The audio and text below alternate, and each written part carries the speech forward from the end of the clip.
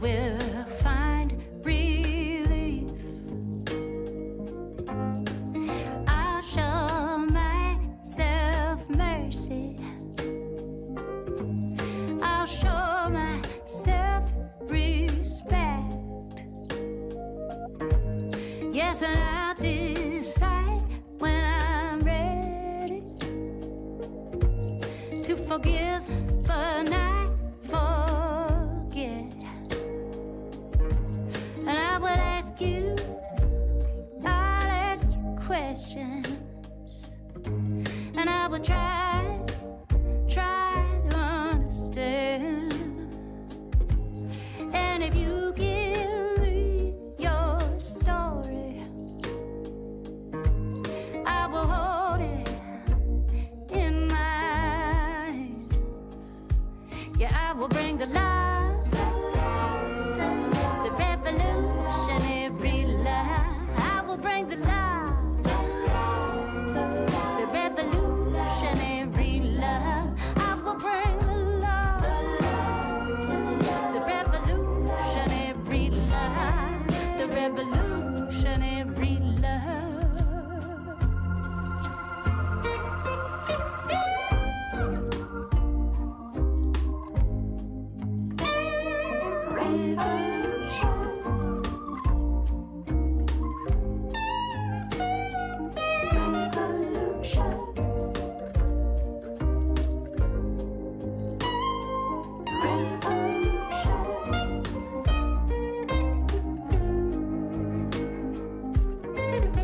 And even if you hurt me, I will not shut down. No, you can't make me hate you and carry that hate around. Yeah, I will see no stranger, only parts of myself I don't yet know. Yes, and I'll see right through evil, to a wound too scared to show. Yeah, I have the power to stay open. Oh, I have the power to be the one that I've been waiting for, the one who sets me free. Yeah, I could bring the love, the revolutionary love. I could bring the love, the revolutionary love. I could bring the love, the revolutionary love, the revolutionary love.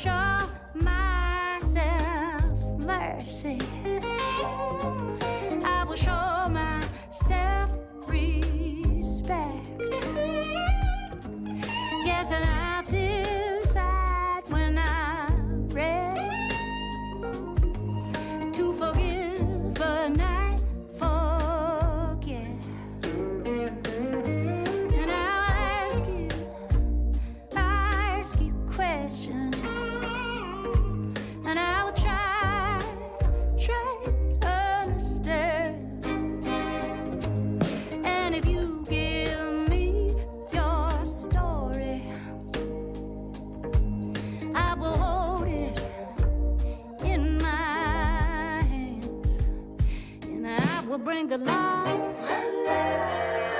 the revolutionary love. I will bring the love, the revolutionary love. Yes, I will bring the love, the revolutionary love, the revolutionary love. Yes, I could bring the love, the revolutionary love. I could bring the love, the revolutionary love. I could bring the love, the revolutionary love, the revolutionary love.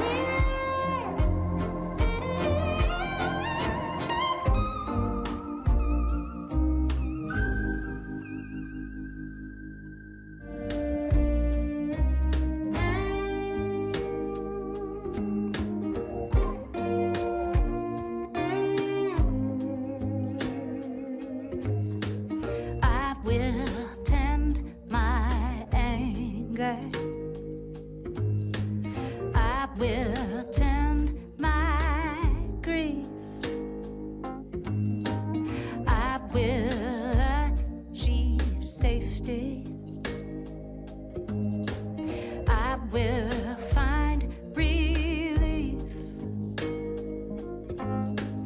I'll show myself mercy. I'll show myself respect. Yes, and I'll decide when I'm ready to forgive but not forget. And I will ask you, I'll ask you questions, and I will try to understand. And if you give me your story, I will hold it in my hands. Yeah, I will bring the love, the revolutionary love. I will bring the love, the revolutionary love. I will bring the love, the revolutionary love, the revolutionary love.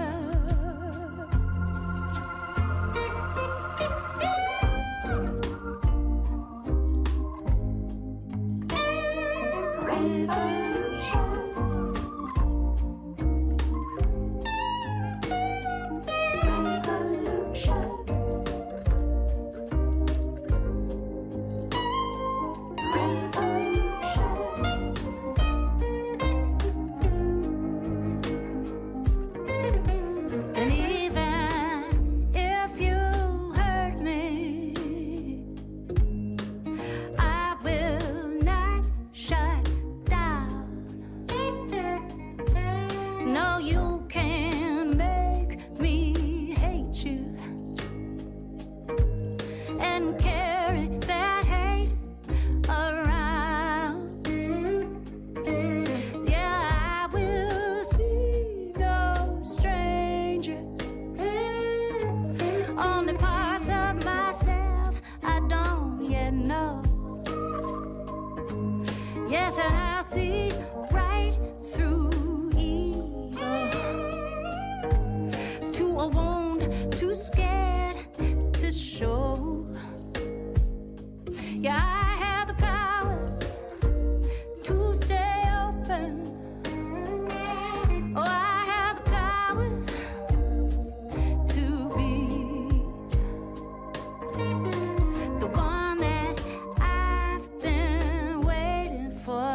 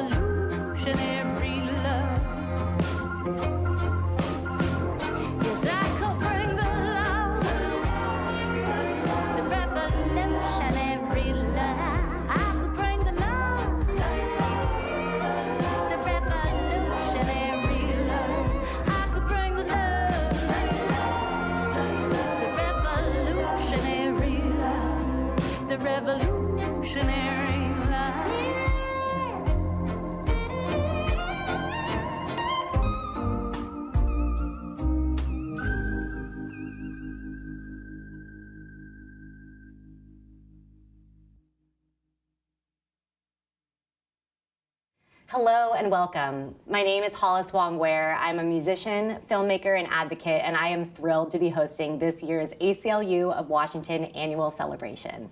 I've not only had the pleasure of hosting, but also co-producing tonight's program, and the honor of meeting these incredible awardees and featured guests tonight.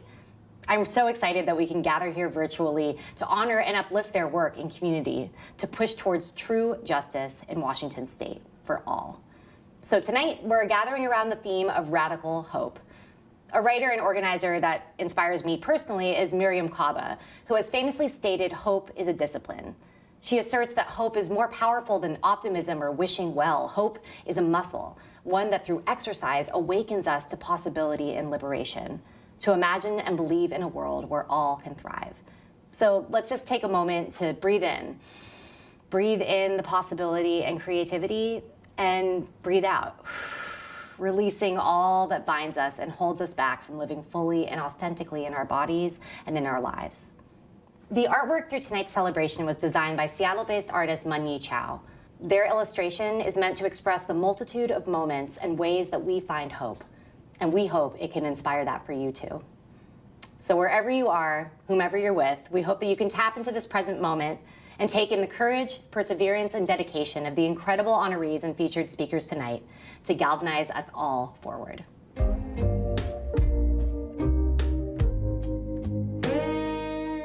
Oki, Niapskapi Pakani Nidanigo Shishkanapi.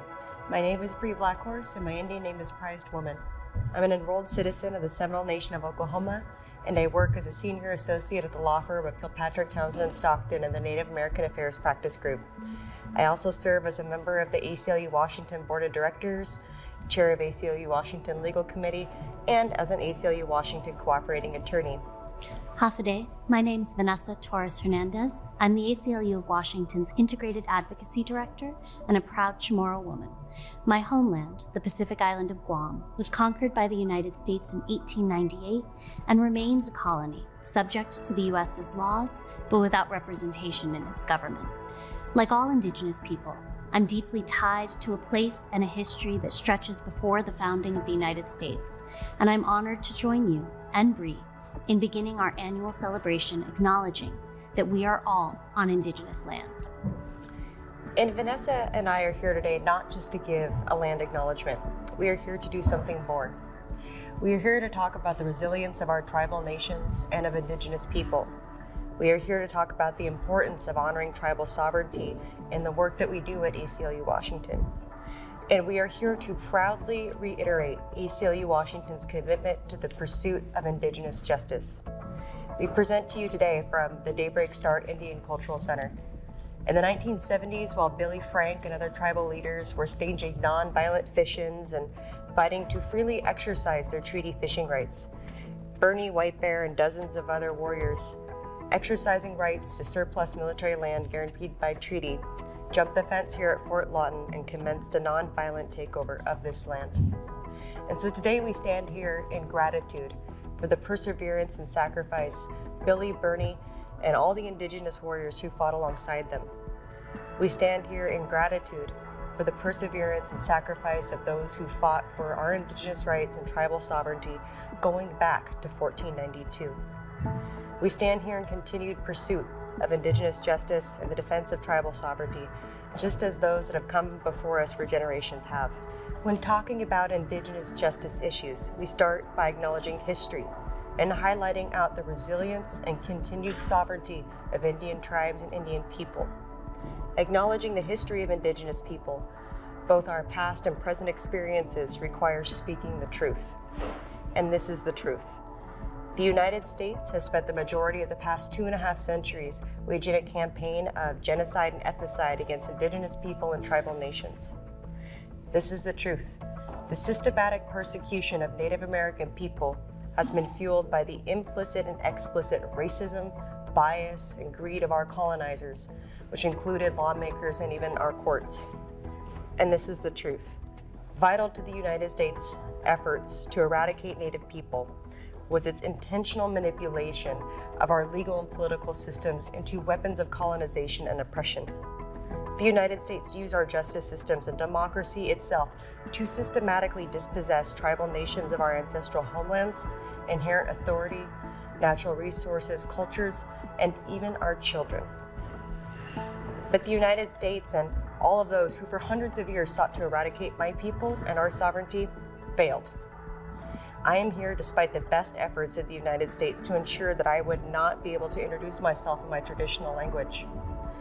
And I am here despite the best efforts of policymakers to advocate for tribal rights and tribal people in a system that the United States set up to disenfranchise us.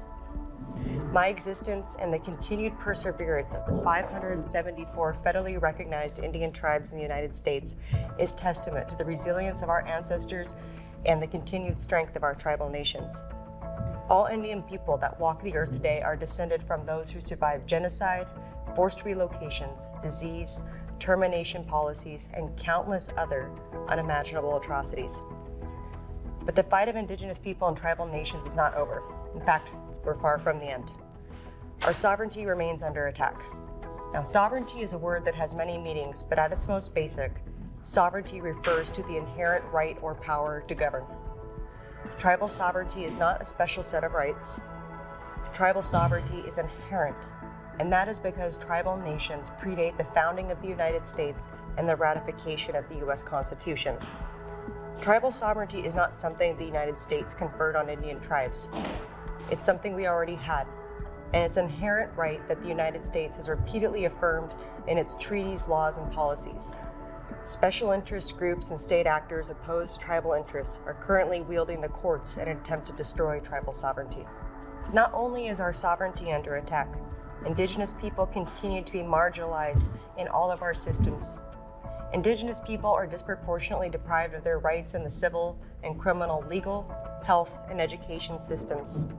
Indigenous people are disproportionately stopped by law enforcement, searched, arrested, subject to violence, and killed by law enforcement.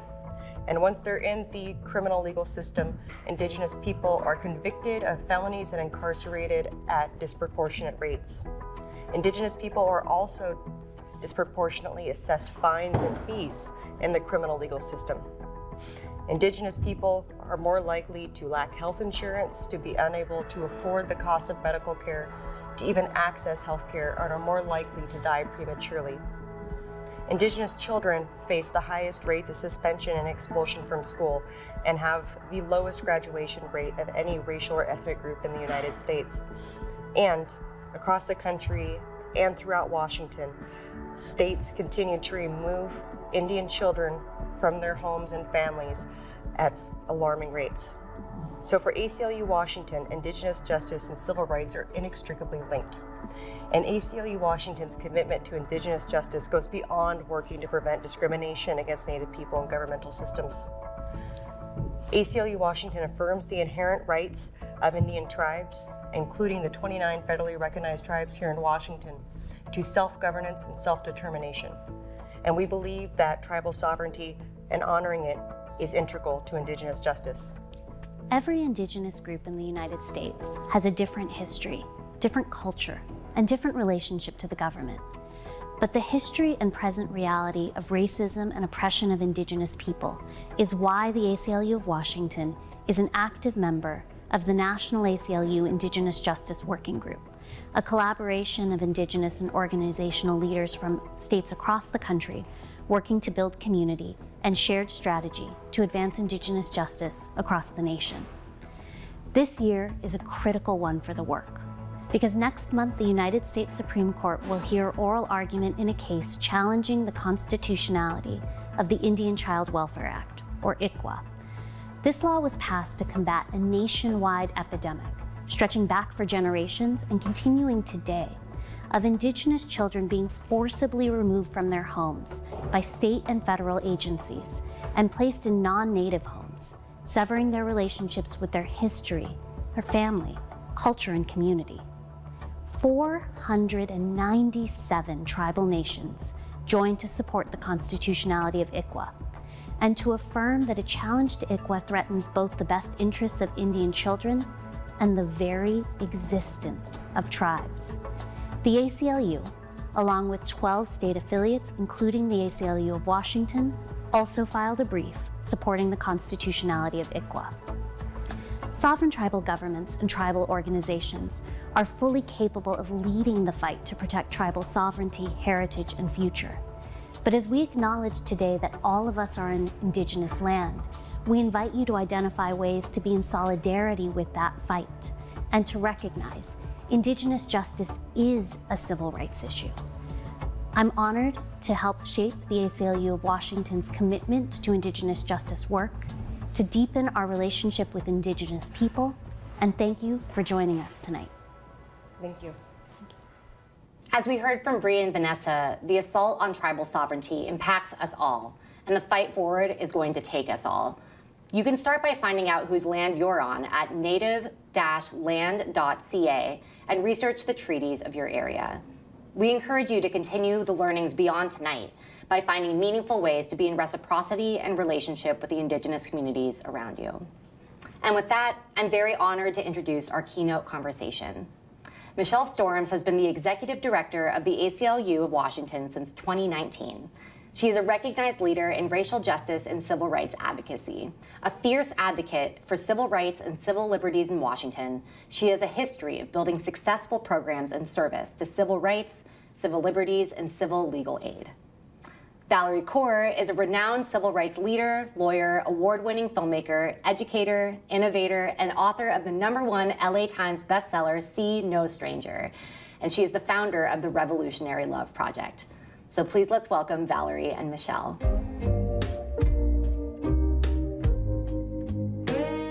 Hello, Valarie. It is so great to meet you. I'm so happy to be here with you. And I'm really excited for us to be together here at the Reparations Club, which is a Black-owned, woman-owned bookstore here in Los Angeles, which is such a great setting for the conversation that we're going to have. I feel like we're surrounded by our friends. Right, right, and by a lot of wisdom. Yes. By a lot of wisdom. So for myself, I'm a lawyer and a civil liberties, civil rights activist, and I have been so moved and inspired by your body of work as a civil rights lawyer, as a filmmaker, and a storyteller. So I just want to tell you it's really an honor to be able to sit and talk with you. Thank you so much. I see you as on the front lines. And so just being with you and witnessing your courage every day is an honor for me. Well, it's truly mutual. So shall we dig into a conversation? Please. Absolutely. So this is what I was thinking about, right? You and I both know that we're living in times of stark political division. We're living in times of a lot of exclusion, a lot of othering, and it's painful for many of us to be in this place. And there's this distrust, there's this suspicion that is in existence, and I wonder, how might it be possible for us to be in genuine engagement with other people, with folks, even those who seem to be diametrically opposed to the things that we might believe? And how can we turn that pain of othering into seeing no stranger, borrowing from your book title? And how do we do that in a way that's healthy for us as individuals? Well, I want to say first that, you know, I always thought that my breathlessness was a sign of my weakness. The crises are coming so fast now, aren't they? There's barely time to breathe between them. And it was a mentor who told me, no, my love, your breathlessness is a sign of your bravery. It means you are awake to what's happening right now. Like, the world is in transition. This country is in transition. We as individuals are in transition.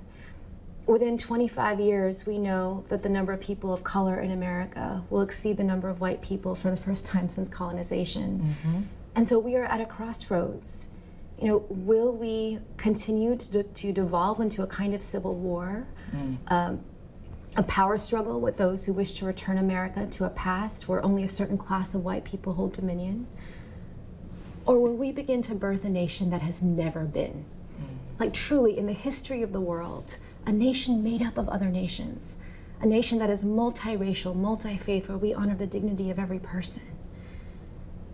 And when we think about the climate crisis, like, we know the stakes are existential. Will we be the ones who transition this human race into one who can live sustainably with the earth, or will we perish? You know, is this the darkness of the tomb or the darkness of the womb? I am here today, Michele. I'm here with you because I see you as a midwife to that nation and that world that is longing to be born. And I think all of us have a role in that labor. And I feel like the only way we will last in that labor is if we are laboring with love. And this brings me to your question. The social and political crises of our time, I believe, are fueled by a deeper spiritual crisis. The choice to stand for some of us instead of all of us, in word and policy and deed. It's a constriction of the human heart. And that means that we need sound government. We need just leaders. But the only way we will be able to make those just policies last is through a shift in culture and consciousness, a way of being and seeing that leaves no one outside of our circle of care.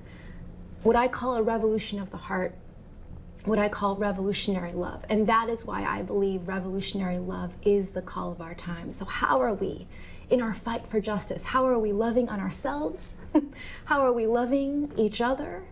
How are we showing up with love even in the face of opponents who we might want to hate?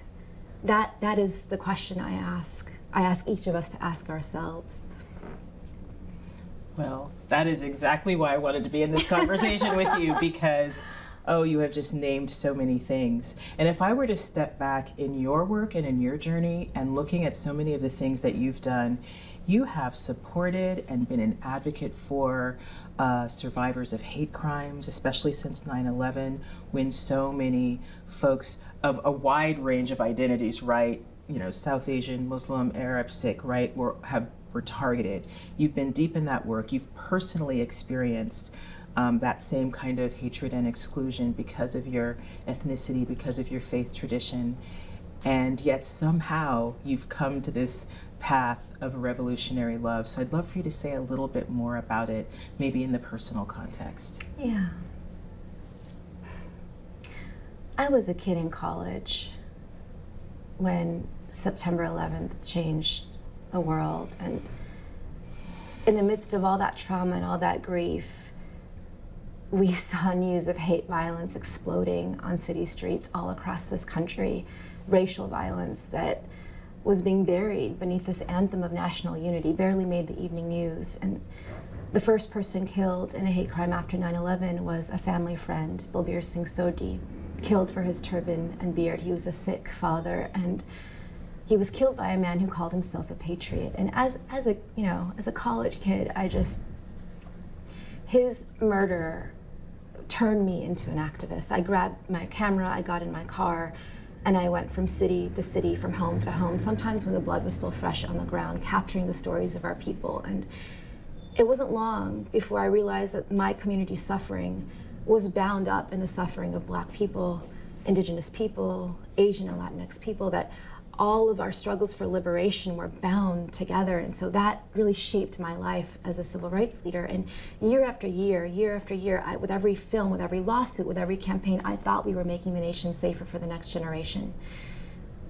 And then I became a mama just around the time that the 2016 election was heating up and hate violence started to skyrocket, rivaling what we saw after 9/11, except I wasn't a college kid anymore. I was putting my baby boy to sleep, realizing that he was going to grow up in a nation more dangerous for him as a little Sikh boy with long hair than that was for me. So I had a crisis, an all-out crisis. And I remember returning to the gas station where Balbir uncle was killed, and I was standing next to his brother, Rana, and we were putting flowers on the spot where he bled to death. And Rana said, "Nothing has changed." And I said, who is the one person we have not yet tried to love?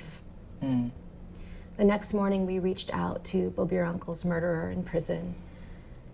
And in the beginning, I thought this was a terrible mistake. He said, "I'm sorry for what happened to your uncle, but I am also sorry for the thousands who were killed on 9/11. He was refusing to take responsibility. I was filled with rage, like fire in a cage, right? And perhaps because I was playing that guardian role, Rana kept listening, and he could hear what I couldn't hear. He said, "Frank, this is the first time I've heard you say you were sorry." And Frank says, "Yes, I'm sorry for what I did to your brother. And when I go to heaven to be judged by God, I will ask to see your brother, and I will hug him, and I will ask for his forgiveness." And Rana said, "We've already forgiven you." that moment, Michele, was when I understood that revolutionary love means that we all have a different role in the labor at any given time. You know, for all of those years, I had to focus on tending to my community's grief and rage. But there was somebody in that prison who was tending to Frank enough for him to make an apology. And when that happened, when forgiveness and apology met, the unimaginable possibility of reconciliation began. Frank died in prison a few years ago, and Rana told me they're together now. They're embracing now. You know, it's a return to wholeness. Like, we never can go back to the point before the abuse happened, but imagine if we could transition this country after so much violence and betrayal and oppression. Could we make amends so that one day we might embrace, one day we might return to one another? That is why I believe that staying faithful, even the aspiration, is revolutionary. And that is why I choose to stand in love. Oh boy, that is so powerful. That is so powerful. I love the piece of the reconciliation, but I also love the thing that you said about you were holding some rage in that moment in the call, Yes. but Rana was listening. Yeah. And that then you said what you learned is that everybody has a role to play, right? Everyone has a role to play in moving us forward. And that makes me think about how you have done your activism, certainly on the streets. You've been arrested, you've done your protests, right? You've practiced law, and you're a filmmaker. And it seems like there's something about telling stories that helps us, right? And so I'm curious, from your perspective, what is the power of storytelling in moving us forward for social justice and for equity and for the belonging that we seek? Well, my definition of love begins in wonder. I mean, for a long time, I dismissed love, you know? Whenever anyone stood on a stage and said love was the answer, I would roll my eyes. I would look for the exit. Love against, you know, what we're up against. And I realized that the problem was not with love, it's the way that we talk about it. Love is not just that rush of emotion, that rush of feeling. Love is sweet labor, fierce, bloody, imperfect, life-giving, a choice we make. Now imagine raising our babies every day. We have to wonder about them in order to figure out how to care for them. We have to listen to their stories in order to know how to love them well. And so imagine if we extend that kind of love beyond what evolution requires, toward others, opponents, ourselves. That's what I call revolutionary love. And when it begins with wonder, it means that we could look upon the face of anyone or anything and say, you are a part of me I do not yet know. I see you as sister, brother, sibling. I will grieve with you. I will let your story into my heart. And so when we change how we see, when we retrain our eye to see no stranger, when we're letting in someone's story, that's how our own internal heart can expand beyond what we thought possible. And I learned this early on. You know, when I was a kid after Bob your uncle was killed, I would stand on stages and rattle off the hate crime statistics and no one cared. You know, but if I could get you to see Bob your uncle the way I saw him, his eyes, his turban, his kindness, the way that, you know, he would give candy to the children who came to his gas station, and if someone didn't have enough gas to fill up, he would just let them go. If I could get you to see him and care for him as a person, that he might become part of who you see as one of us. And that's it. That stories have the capacity to expand who we see as one of us, to ignite that wonder, and therefore to nourish our ability to love. That one of us, that's really critical, right? One of us or not one of us gets in the way a lot of achieving justice. And I think that's also the case, not just necessarily with those folks who we have differences of political opinion, right? Or differences of opinion on the true story of our country. I think it also gets involved with some of us who are on the same side, so to speak, right? So where that leads me to is this. I think that, no, I don't think, I know, many of us, right, are under attack because of our identities, because of who we are, and that's whether that's being trans or Black or Sikh or, you know, Indigenous, so many identities, right? And one of the things that happens, and I'm sure you've seen this too, is that tendency to get sidetracked from the big goal, right? And to get into oppression Olympics. Well, we have it bad and we need to do this, and you're getting in the way of me doing what I have to do or whatever. Now you have intentionally, and it appears to me quite successfully, worked very intersectionally across ethnicities and races and faith traditions. Explicitly, you have done this. And I'm wondering, why has that been important for you to do it? And can you give some thoughts on how to be able to do that successfully, how to work across our identities, especially because many of us are dealing with trauma? Yes. Okay. Well, I think it begins with redefining solidarity. You know, shallow solidarity is rooted in the logic of exchange. I show up for you, so you show up for me. Isn't my pain worthy of your attention too? Right? Deep solidarity is rooted in relationships founded in love. I show up for you because you are my sister. Yes. You are my brother. You are my beloved. I choose to love you. I choose to stay in the labor with you long after the media cameras leave or the hashtag campaigns are over. I'm in relationship with you. And that kind of solidarity is the only way so many of us, especially people of color, have survived up to this point. I mean, I wouldn't be here if it weren't for that kind of investment. My grandfather sailed by steamship from India to California in 1913, and as soon as he arrived, immigration officials took one look at his turban and beard and locked him behind bars on Angel Island, and he would have been deported. I wouldn't be here with you if it weren't for the intervention of a white Christian lawyer, a man who had no reason to see my grandfather as anything other than a foreigner. He chose to see him as a brother and filed a writ of habeas corpus that freed him on Christmas Eve of 1913. Fast forward, and when it was my grandfather's neighbors, Japanese Americans, who were rounded up and taken to their own incarceration camps in the Midwest, my grandfather looked after their farms. They would have a home to return to. He went to visit them because he saw them as brothers and sisters. And then decades later, when it was Bobir uncle who was killed, and the Sikh community, the Muslim who became the nation's new enemy, it was the granddaughter of those Japanese American elders who became my best friend and put a blanket around my shoulders and fed me soup. And she's the one who whispered in my ear, ancestral solidarity. Ancestral solidarity is deep solidarity. I'm like, that's why we are even here, you and me. And so what might happen if those stories of what I call those instances of revolutionary love, if they're not just aberrations, but if we could teach enough of our young people, enough of our activists, enough of our community leaders to say this is a way of being, so that it is just the mainstream way to be in this country, is to love on each other like that, to build relationships that deep. That, I believe, is how we transition the culture as a whole, and we can look to our ancestors for how. No, that is the truth, and I'm sure there are many more stories we can pick out, right, where people from different communities stepped up for each other in a really meaningful way.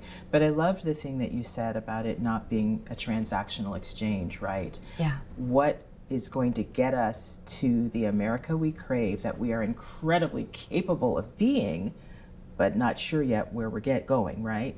What gets us there is that seeing each other as sister, brother, sibling, uncle, mother, father, all those things, right? And knowing that your humanity is wrapped up in my humanity. So that's good. That's good stuff, Valarie. Yes. Good. Thank you. I really love it. Okay, so back to this moment that we're in, and you've spoken to it a little bit about our history, about this journey of the United States, right? From genocide, colonization, enslavement, through Jim Crow, and through so many challenges, right? We're in a particular challenge right now. We're faced with the erosion of civil rights and civil liberties at a way that honestly, I don't know, I just didn't think it was going to be this way, right? We've just faced the overturning of Roe versus Wade and the the loss of reproductive freedom for so many people, right? The erosion of Miranda rights, erosion of tribal sovereignty, all these don't say gay bills, right? All of these things. So in this time, our fights are super urgent, right? This is life and death. Yes. This is life and death for people. And so, you know, we're lawyers, right? And so we know what the tools of our trade are. They're litigation and lawmaking and all of these things. So we want to jump on those tools and engage. And yet here you are talking about this revolutionary love. Now, really, Valarie, do we have time for love? We'll be running out of time, period, without love. Mm-hmm. We're not going to last if we don't have love. I mean, how many young activists have we seen in the last few years taking their life? Getting sick, opting out because we haven't created enough space for us to know and teach each other how to love ourselves. And how many of our colleagues do we see running on the fumes of hostility and realizing that, oh my God, we are becoming what we're fighting against? Mm-hmm. If we stayed trapped in the frame of resistance, and resistance is necessary for survival, but if we're only resisting, if we're only fighting, then we're not generating the new world that is longing to be. And so my invitation is to say, we don't all have to be activists, but we can invite each other to imagine entering a new way of being, a new way of seeing for that deeper, longer culture change that is rooted in love. These revolutions happen not just in the big, grand public moments, they happen in the ways that people are inhabiting a new way of being together.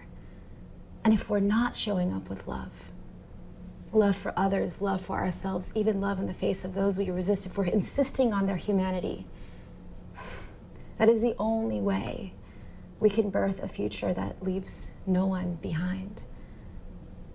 And so maybe the metaphor I'm inviting us all to adopt now, maybe, you know, I come from a warrior people, I talk about fighting the good fight, but perhaps the more useful metaphor in this moment of transition is to labor. Mm-hmm. You know, how are you sustaining your energy in this long labor for justice? And here I want to offer the wisdom of the midwife. She doesn't say, push, push, push, push my love to the very end. No, she says, breathe, my love, and then push, and then breathe again. There's a kind of cadence, a kind of rhythm to sustain one's energy through any long labor, the labor of raising a family, or running an organization, or rebirthing a country. So how are you breathing every day, Michele?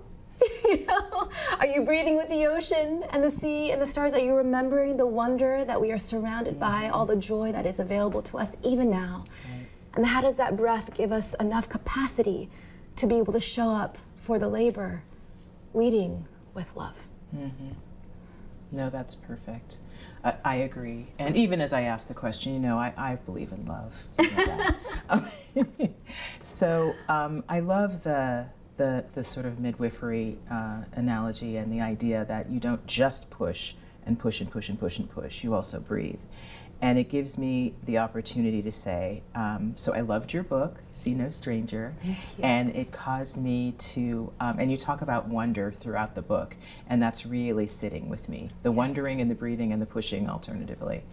But one of the things that you were led to through all of this work, all the things that you've witnessed and participated in, was again founding this Revolutionary Love Project. And I just want to mention, because you actually created a tool, and I want to bring mention to it because I think sometimes people hear these words and say, well, I really don't quite know how. Yes. I really don't quite know how. And you have this tool that I love. It's called a Revolutionary Love Compass. Yes. And you can point it. Would you just say a few things about it? And I know we we can show people what it looks like, but can you say a few things about it? Well, you know, it's really inspired by the words of Bell Hooks. Oh, love that. You know, she had a vision that the love ethic could be the foundation of every arena of our public life here in the United States. And so I heard that vision, I said, okay, how? And so I spent a year in the rainforest with my family. I poured through everything that I had studied. I harnessed the tools of a research team in neuroscience and ethics and psychology and history. I went through all of our ancestral wisdom and the movements that I had been part of, and I began to see these patterns. and these practices, which I imagine as points on a compass. So this revolutionary love compass is meant to answer the question of how, and you can point it at another, and that practice is called See No Stranger. And it begins with wonder. You are a part of me I do not yet know. I will open myself to your grief, and so that there are practices for how to grieve with each other. For when we grieve with each other, we gain information for how to fight for each other. You can turn the compass, and what happens when the person in front of you is an opponent. Now, there are no such thing as monsters in this world, only human beings who are wounded. Thank you. Who say what they say out of their insecurity or greed or blindness. That does not make them any less dangerous, but in seeing their wound, we see their humanity, and they lose their power over us. We become more strategic and more savvy about the context, the institutions, the norms, the algorithms that are driving their behavior. So when we're pointing at an opponent, that practice is called tend the wound. But it begins with our own wound. It begins with rage, finding safe containers for our rage, and only when it is safe enough to begin the practice of listening. And when we listen, we gain information for how to reimagine solutions that might set them free too. Now, social justice leaders through history, from Gandhi to King to Mandela, they taught us a lot about how to love others and how to love our opponents, but not at length about how to love ourselves. And so this is the feminist intervention. This is turning that compass to ourselves. And that practice is called breathe and push. How are you breathing every day? How are you pushing every day? How are you nourishing yourself through those times of transition? And how are you letting joy in every day? I have come to believe, Michele, that at any given season in our life, we might be like needing to love on others to build on solidarity. Or we might be positioned to reach out to those opponents that others can't reach out to. Or we might need to love on ourselves and tend to our souls. But if we are imagining our life as a series of experiments with revolutionary love, with this compass in our hand, then there's enough space to let breath in, to let joy in. And then laboring for a just world doesn't just have to be a means to an end. It can be the most meaningful way to live this life, the most joyful way to live this life. That's really wonderful. I'm for it. I'm for it. I mean, I feel it just between us in this moment, right? Yes, you know, the absolutely. audacity to face everything that we're facing and to find laughter in our bodies, like to let that nourish us, to say, no, we're gonna stand in our love. I can stand in it because I'm standing in it with my sister, Michele. Thank you. Oh, I'm so grateful to stand in it with my sister, Valarie. And in a perfect world, we would just continue talking for the rest of the day. Maybe we should. Go to the ocean and let the waves teach us more. But for now, I'm gonna just thank you so much for so many things. So let me do them bit by bit, right? I wanna thank you for being born and living your life and being willing, with all the things that you've experienced and seen, to still wonder and to still seek out this love. I just honor you for that, and I'm grateful to you for that.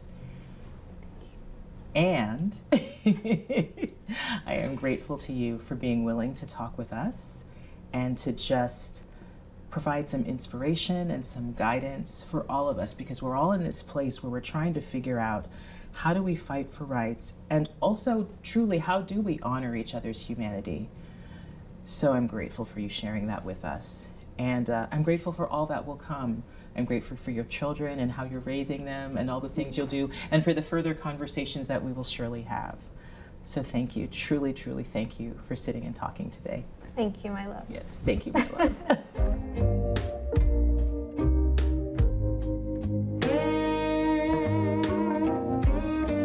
Radical hope dares to believe that even when forces seek to exclude some of us, we will find a way to include all of us. Radical hope dares to believe that every single human is worthy of care, consideration, intention, and specifically the equality, equity, and protection of law and of all our systems and institutions. Radical hope leads us to action. We need radical hope because our democracy is at risk. A substantial portion of the population of this country doesn't believe that our current president was lawfully, fairly elected.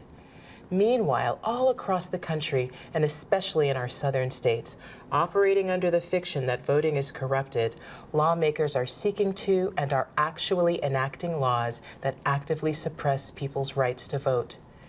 These laws are often aimed directly at Black people and other people of color. We need radical hope because our individual rights and bodily autonomy are under attack. The rights of so many women and pregnant people have now been decimated by Dobbs versus Jackson Women's Health Organization. And in the wake of the Dobbs era, we enter an era marked by a patchwork of oppressive laws, varying from state to state, which make abortion a crime and place pregnant people and medical professionals in physical and legal jeopardy. The impact of Dobbs extends beyond the right to access an abortion. The biggest concern is the undoing of our right to privacy. Under our current High Court, the decades-old jurisprudence that articulated the constitutional right to access contraceptives, the right to interracial marriage, and same-sex marriage are explicitly imperiled. We need radical hope because our criminal legal system bends farther away from justice. Long-standing rights of those accused of crimes have been undermined by the recent Supreme Court Vega case, which limits our Miranda rights, making it even more difficult to hold law enforcement accountable.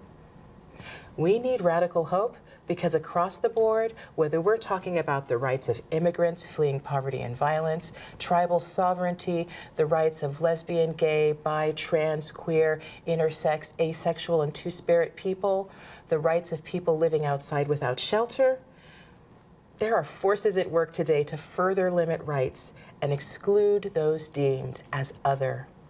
Radical hope teaches us we cannot sit by and wring our hands or wail in despair, but in fact, we can fight for what we know is right. Each day with radical hope, the brilliant and passionate staff of the ACLU of Washington come to work ready to carry on the movement for equity and justice. With radical hope, we achieved a major victory and step forward for race equity in the criminal legal system with the recent unanimous Washington Supreme Court ruling in State versus Some. The state Supreme Court ruled that race must be considered when determining whether a person feels reasonably free to leave during an interaction with the police. This decision is an important and long overdue acknowledgement that a person's race impacts how they carry America's long history of racialized policing and police violence. With radical hope, we at the ACLU of Washington remain committed to defending our fundamental right to free speech. We are actively fighting and winning against racist censorship bills, anti-LGBTQIA Two-Spirit Plus bills, and book bans taking hold in classrooms and libraries. This year, we blocked HB 1807, a school censorship bill that would have prevented Washington's educators from discussing systemic racism with students or making any mention of race in their curriculum. With radical hope, we represented SAFE, a grassroots, community-led organization in Selah, Washington, formed to promote anti-racism and equality after the city removed and destroyed signs and messages written on the sidewalks to express support for police reform and anti-racism. The lawsuit ended this year in a settlement with the city of Selah, which agreed to stop selectively enforcing its sign code and to fund and install a mural to promote inclusion, racial equity, and diversity, an action that signals the reimagining of what could be possible in a community as it evolves together in deeper belonging and hope for the future of all community members. With radical hope, we will protect the right to and access to abortion. It is secure in the state of Washington despite Dobbs, and we will continue to do all we can to ensure access to services, including adequate funding, protecting service providers, and being a safe haven for the anticipated 385% increase of pregnant patients coming to the state of Washington for abortion care. At the ACLU of Washington, we choose radical hope. Even when we have a short-term setback, we choose to understand that we're a part of a story that has been marked by progress and backlash since the beginning of time. Mariam Kaba, an abolitionist organizer, reminds us that hope is a discipline. She says that practicing grounded, disciplined hope on a daily basis requires us to choose to think and act out of a belief that we are going to win. To believe that there are more people who want justice, real justice, than there are those who are working against it. Now that is radical hope, my friends. In this moment, in these difficult times, we at the ACLU of Washington are choosing radical hope, and I invite you to join us. Let's bend this arc together toward equity and justice, not stopping until we are all free.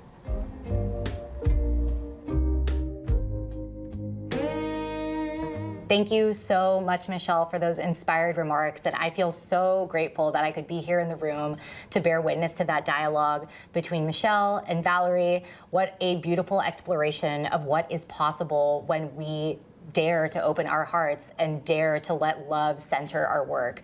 I think sometimes we feel self-conscious that things like hope and love can be at the foundation and at the center of the work that we do.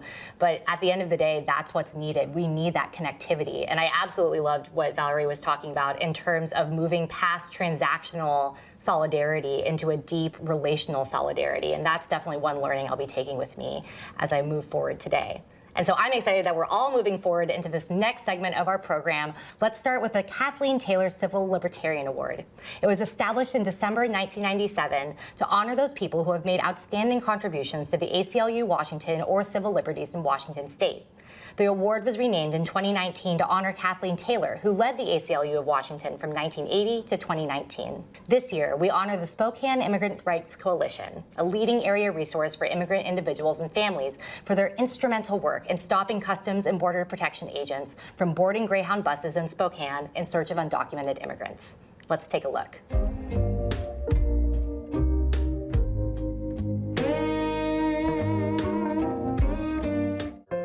The Spokane Immigrant Rights Coalition, also known as CIRC, is a collective of immigrant leaders, nonprofit organizations, and faith communities that offers resources to protect and empower immigrants, refugees, and asylees in the Spokane region.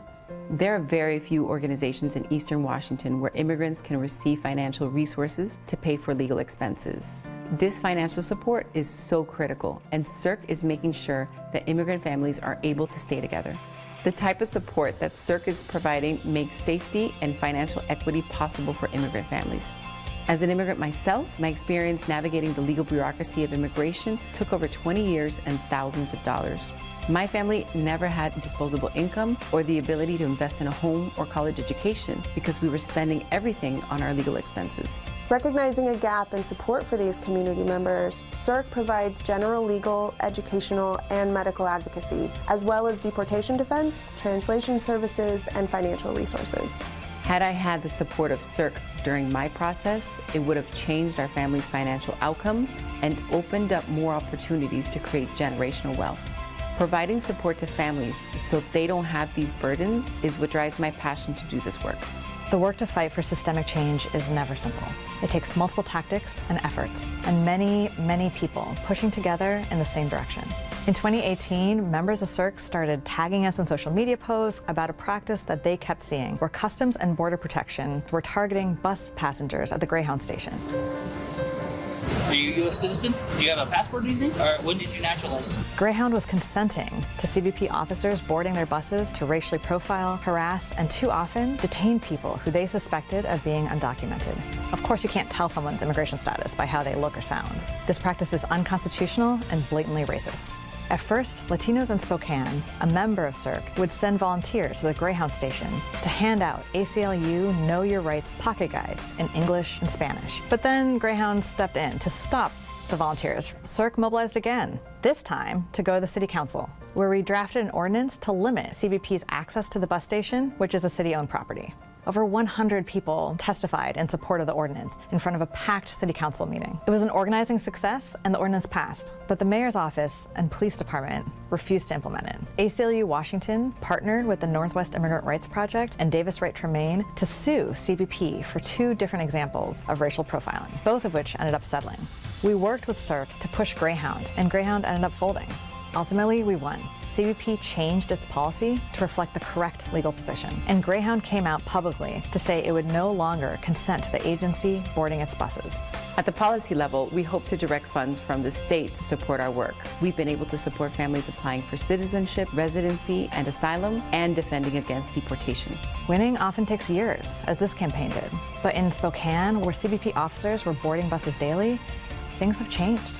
People, regardless of status, can travel freely without fear of interrogation. CIRC is well known and respected for its consistent record of effective resolution to urgent situations. I'm proud to work alongside CIRC, and I'm thrilled to see them win this award. I was honored to work with CIRC, who raised the issues on behalf of impacted community members, organized, showed up again and again despite each obstacle, and never gave up fighting for what's right. Thank you, ACLU, for recognizing the work that the Spokane Immigrant Rights Coalition is doing to make sure immigrant families in our community have access to the services and protections they need to thrive.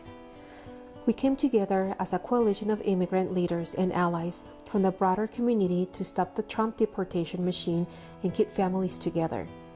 Over the years, our work has transformed from rapid response emergencies and playing defense against attacks on immigrant families to systemically changing laws at the local and state level that cut off access to warrantless searches to ICE and Border Patrol.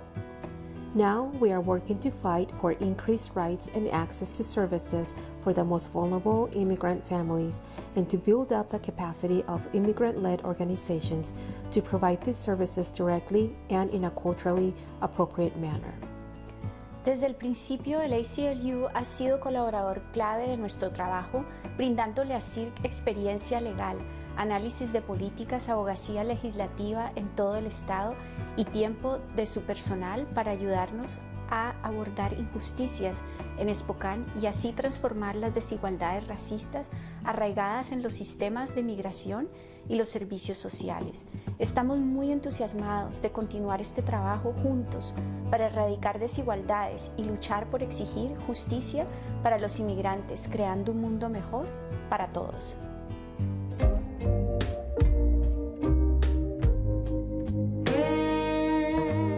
Congratulations to the entire Spokane Immigrant Rights Coalition for their continued work supporting impacted community. So next up, we have the Youth Activist Award, which is presented to a young person under the age of 22 whose activism exemplifies work to defend and extend liberty and justice for all. This year, we are pleased to honor two winners, Talese House and Amarantha Torres-Flores, for their leadership in Planned Parenthood's Teen Council program.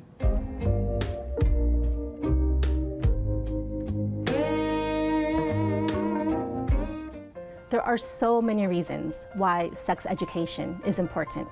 Without it, too many students in Washington are at risk of abuse, unintended pregnancies, and sexually transmitted infections. The ACLU of Washington is grateful for Amarantha and Talese's leadership in the passage of Washington's Comprehensive Sex Education Law in 2020, which requires all public schools to teach age-appropriate, inclusive, comprehensive sex education to students kindergarten through 12th grade. The Teen Council program magnifies the impact teens can have on their peers. Here at Planned Parenthood, we believe understanding consent, building healthy relationships, and accessing medically accurate sex education are key life skills all teens should have.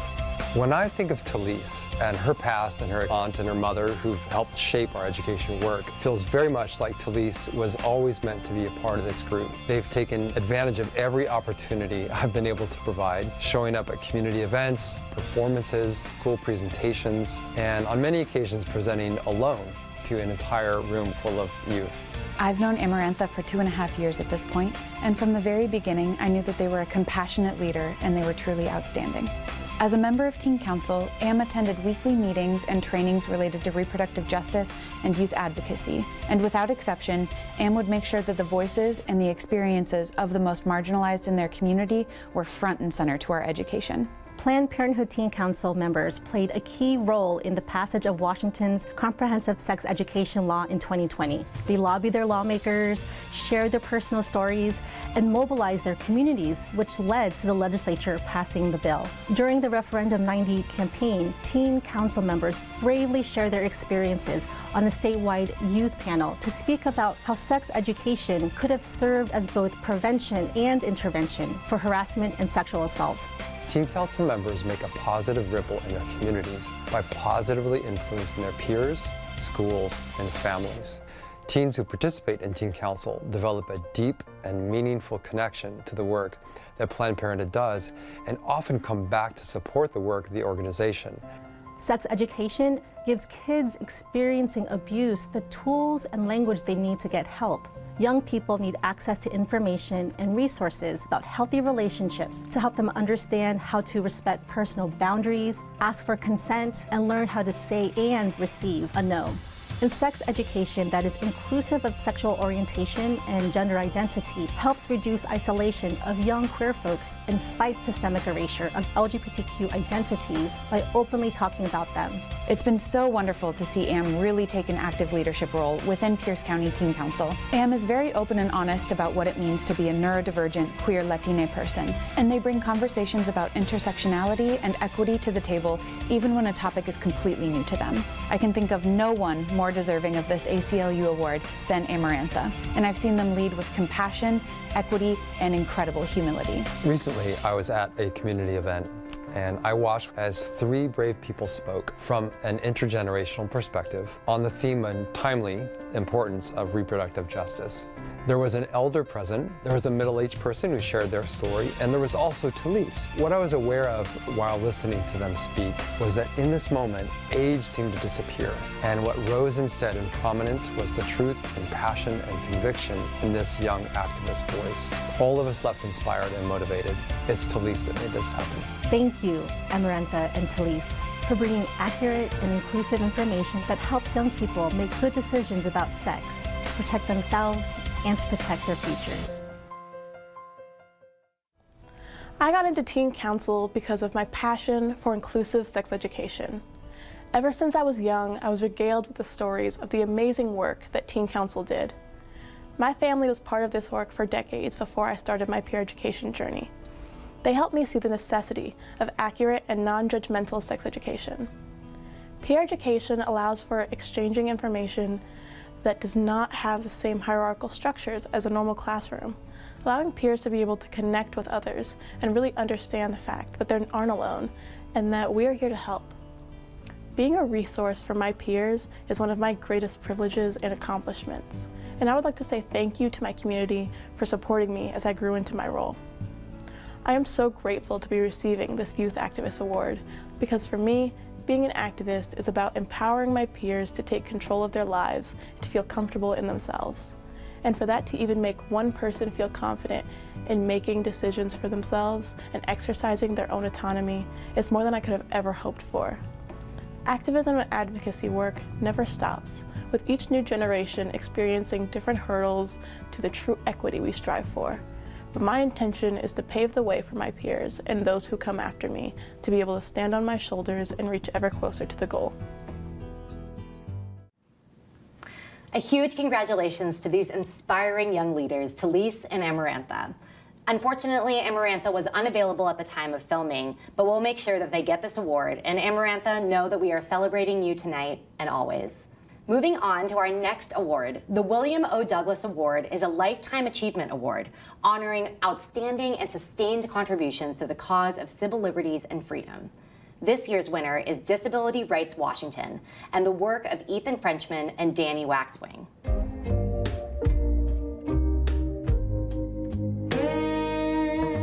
I am thrilled to speak about Danny Waxwing and Ethan Frenchman, both of whom are attorneys at Disability Rights Washington, where they focus on protecting the rights of people with disabilities who are incarcerated. I'm very honored to be able to praise the work DRW does. I'm wearing a big heart because it symbolizes so much about Danny, Ethan, and DRW's work. Their work is centered around improving conditions, treatment, services, and re-entry for people with disabilities who are incarcerated. So we're from Disability Rights Washington. We're doing prison monitoring, talking to people about anything disability related. They work to make sure that those who are in conflict with the criminal justice system or re-entering the community have their voices heard and their rights protected. DRW's work means a lot to me and my family because my son is a person who lives with various disabilities. DRW has long fought for the rights and dignity of people like my son, and his life is better because of the great success they've had in the work they've done. Danny has over a decade of experience working in community and with various organizations for reproductive justice, queer and trans liberation, and transformative justice. I had the pleasure of first meeting him almost 5 years ago through his work with the Coalition for Trans Prisoners and DRW. Soon thereafter, I had the pleasure of meeting Ethan. Similar to Danny, Ethan engages in policy advocacy and investigates and litigates cases that advance and protect the rights of people who are incarcerated in Washington's jails and prisons. Sometimes courts tell us their hands are tied and they say we have to take it to the legislature. For Ethan and Danny, that's not a roadblock, it's an invitation. Ethan Frenchman and Danny Waxwing have contributed so much to DRW's excellent work, it's hard to summarize it all. They are skilled, passionate, thoughtful attorneys. They know how to approach a problem from multiple angles and use a diverse array of legal tools to strategically advocate for their clients. Separately, Danny and Ethan are thoughtful, knowledgeable, passionate advocates. Together, they bring a powerful synergy and truly make the dream team. We are privileged to co-counsel with Ethan and Danny in ongoing federal cases. Their authentic collaborations with community organizations and genuine care for their clients make them not only wonderful to work with, but also amazingly effective attorneys. Whether it's in policy or litigation, they bring so much know-how to any advocacy table. One example of that is a case that we filed along with DRW on behalf of a group of people who are currently and formerly incarcerated. Ultimately, a preliminary injunction was successfully obtained, protecting the private information of transgender, non-binary, and intersex people. That protection was obtained in large part because of all the groundwork that Danny and Ethan had laid over the years, advocating and being the voice of a marginalized community. In addition to their deft legal skills, both Ethan and Danny are kind, gracious, welcoming people who have great senses of humor. They're a pleasure to work with, and we look forward to fighting many more battles alongside them. We've worked with both of them on various matters throughout the years, and each time I'm even more grateful to have them in the fight and leading the fight, protecting people living with disabilities.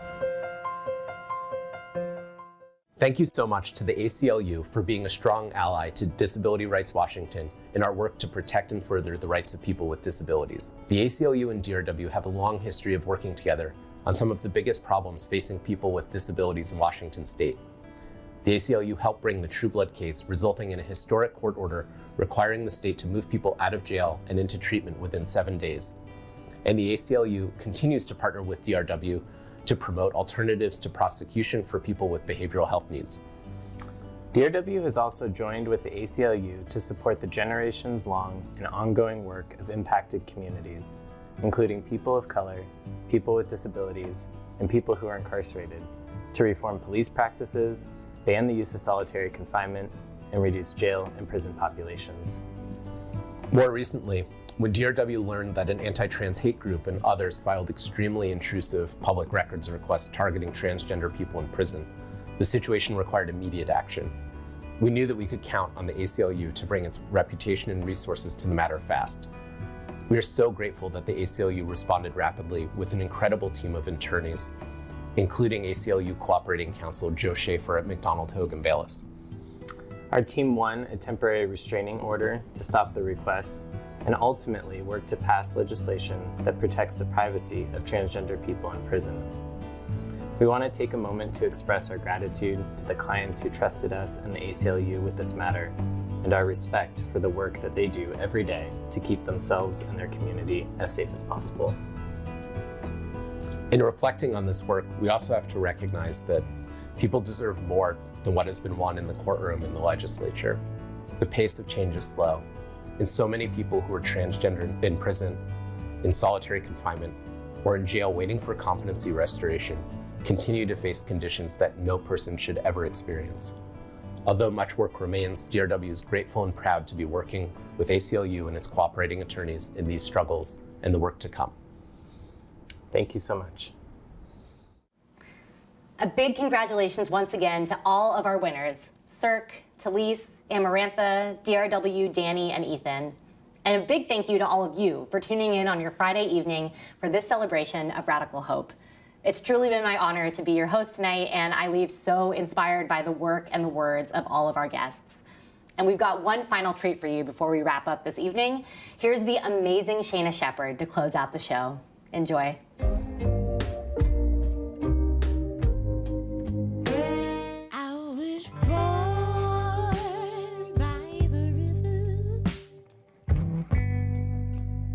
In a little town, oh, like the river I've been running ever since.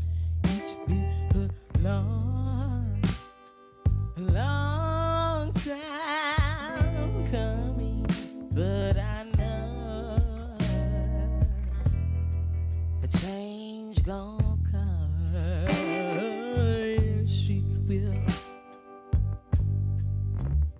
It's been too hard living,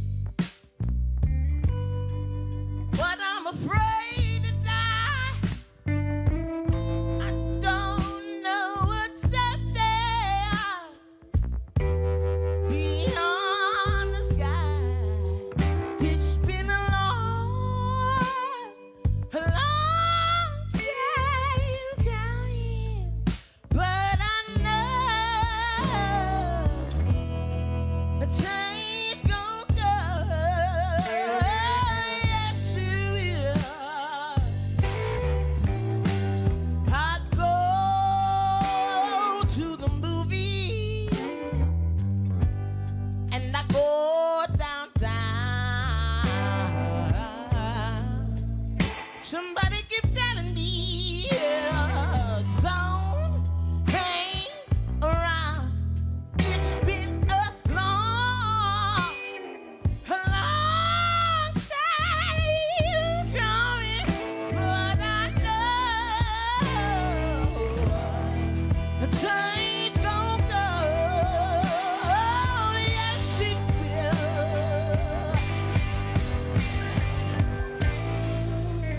So I go to my brother.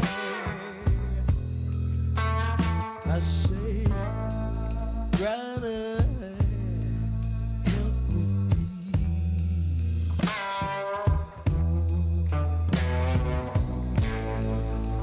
but he winds up just knocking me down. He's knocking me down right to my knees.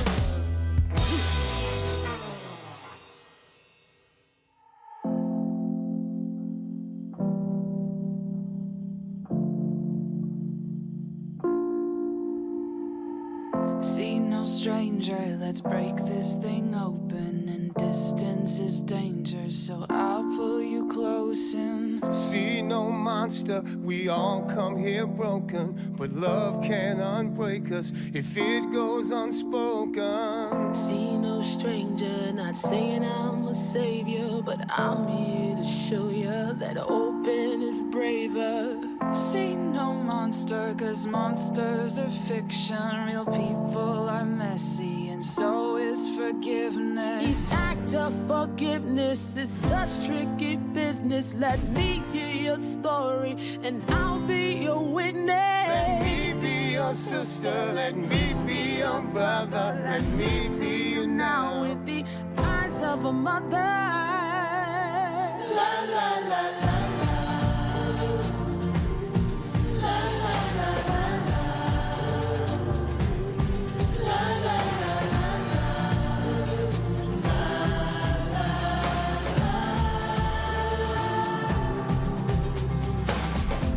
No monster, just more learned behavior. Under his thick skin is something so tender. See no stranger, no typecast, no token. See all people as people in motion.